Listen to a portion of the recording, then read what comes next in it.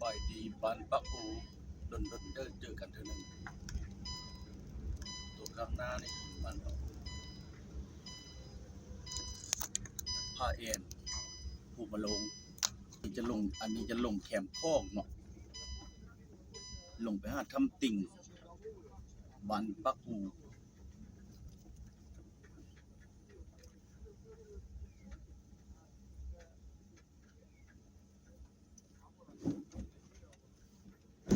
อยู่กับวิวธรรมศาสตร์ฝนตกตอนเช้า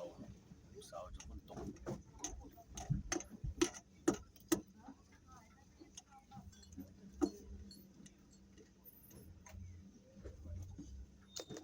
ฮอดแล้ว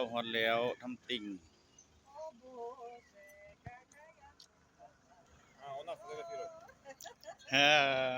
ฮอดแล้วทำติ่งมิลกุส